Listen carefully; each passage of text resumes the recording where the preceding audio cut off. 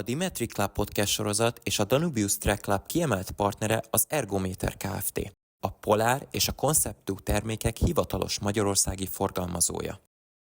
A Dimetri Club podcast sorozat és a Danubius Track Club kiemelt partnere a Smasher Training.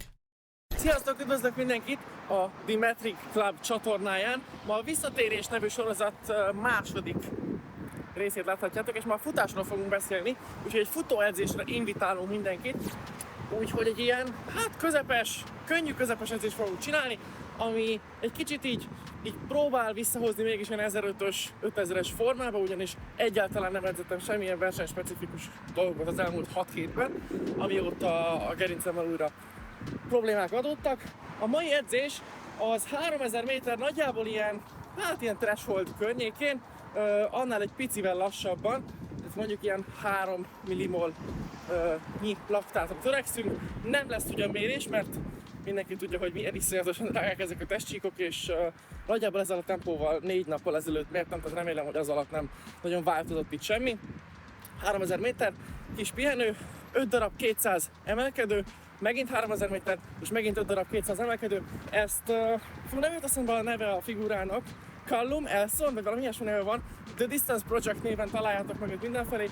Tőle láttuk ezt az edzést, és egyébként nagyon sok maratonfutó szokta még ezt az edzést használni, hogy fut egy ilyen tempószerűséget, és akkor azt egy ilyen emelkedőkkel, vagy ilyen gyorsabb résztávokkal köti össze. Úgyhogy ezt próbáljuk ma megcsinálni, ez nagyjából egy ilyen 40 perces edzés, és összesen ilyen a lefele kocogásokkal együtt közel 10 km-t elérünk benne, úgyhogy a mennyiség is meg lesz, egy kis sebesség is lesz benne, és egy kis threshold is, ami ugye mindig jól jön, úgyhogy hajrá, lássuk! Vágjunk is bele az edzésbe, mint láthatjátok, a szigeten csinálom ezt az edzést, és középen csinálom ezeket a hosszabb, lassabb darabokat, ezeket a 3 kilométeres kellemes tempójú futásokat. A dombokhoz pedig a Margit hidat választottam, az Árpád hidat is választhattam volna, csak szerintem túlmeredek már ezekhez a 200-as résztávokhoz. Mint látható, az edzéshez a Nike Vaporfly 4-es cipőt választottam, szerintem tökéletes ilyen threshold környéki futásokhoz, nagyjából én azt mondom, hogy ilyen 10.000 méteres versenytempóig bátran lehet benne futni, rövidebb darabokat, mint mondjuk a 200-akat, szerintem akár ilyen 3000-es tempóig is simán be lehet vele vállalni. A thresholdnál tényleg fontos szerintem, hogy ne vesszünk el a számokban, és van, aki pulzus néz, van, aki laktátot néz. Én itt azért néztem a pulzust, amit egyébként a Polar Verity Sense-el mértem, nem pedig a mellkaspántal, hanem ezzel a karpántal. Azért néztem a pulzust, mert, mint mondtam, nagyon-nagyon drágák ezek a testcsíkok, és az ilyen lassabb futásoknál én arra jöttem rá, hogy ha mondjuk ilyen 160-65 körül, vagy akár egy kicsivel az alatt marad a pulzusom, tehát zöld zónában maradok, és nem megyek fel a sárgába, akkor nem lépem át a laktát küszöböt, és hatékony lesz az edzés. És ez bizony nagyon fontos ezeknél az edzéseknél, mert elég sok a futás, tehát elég nagy a mennyiség, és itt tényleg nem szabad átlépni a 4-es laktát értéket semmiképpen, mert az bizony a hét második felében nagyon könnyen visszaüthet.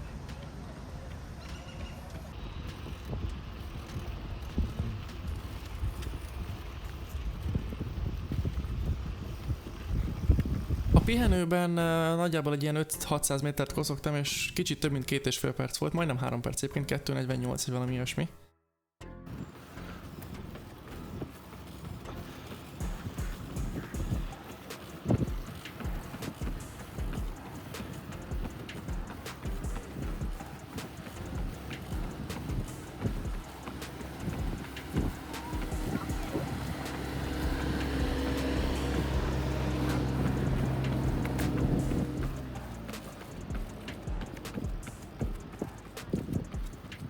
Ez az emelkedő a dupla csatornafedéltől ennek a kis szigetkének a tetejéig pontosan 200 méter.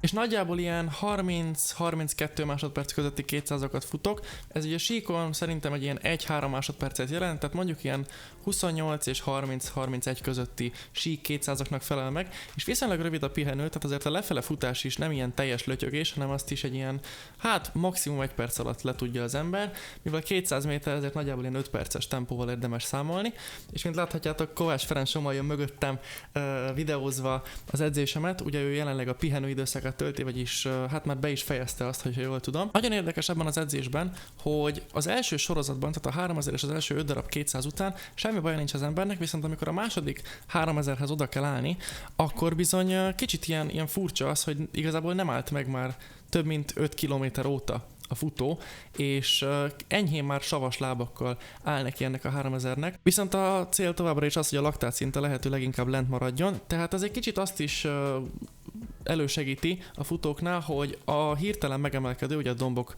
által hirtelen megemelkedő laktátszintet próbáljuk meg lent tartani, vagy hogyha fölment, akkor próbáljuk meg nem még tovább fölfele dolgozni, hanem egy ilyen kontrollált környezetben, vagy kontrollált futással tényleg szinten tartani, adott esetben akár le is vinni, ami talán nekem sikerült ennél az edzésnél, hiszen, mint ahogy látható itt ezen a grafikonon is, a 3000 méter közepetáján volt a legmagasabb a pulzusom, és a 3000 méter második felére szépen egy kicsit visszaereszkedett, aztán megint nyilván a domboknál fölment, viszont ez már a domboknak a velejárója, mert itt azért elég gyorsan fut az ember, és a domb is egy plusz erőkifejtést igényel.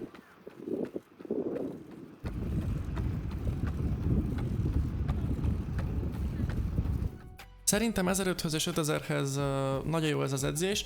Annak, aki ezt a norvég módszert csinálja, vagy próbálkozik vele, illetve mondjuk ilyen alapozás során, hogyha ilyen last minute versenyre be kell ugrani, akkor a verseny hetén szerintem egy nagyon jó ilyen szintre hozó, vagy nem is tudom, edzés ez. Van benne egy kis gyorsaság, van benne egy kis állóképesség is, viszonylag nagy a mennyiség, meg hát olyan fontos metrikákat tudunk ezzel javítani, mint akár maga a laktát feldolgozó képesség, vagy az, hogy mennyire későn megy fel maga a laktátszint, illetve a pulzusunkat lent kell vele tartani, és tényleg az elég fontos, hogy azért közel 10 kilométert összeszedünk, hogyha itt a lefele kocogásokat is beleszámítjuk, ha nem, akkor is azért alsó hangon 8 kilométerrel számolni lehet. Ennyi lett volna az első ilyen edzős videónk így a Metric Clubon. Hogyha szeretnétek ilyesmit látni, akkor írjátok meg kommentbe, vagy lájkoljátok ezt a videót, és az alapján mi tudjuk, hogy jó-e, amit csinálunk. Köszönöm szépen, hogy megnéztétek, sziasztok!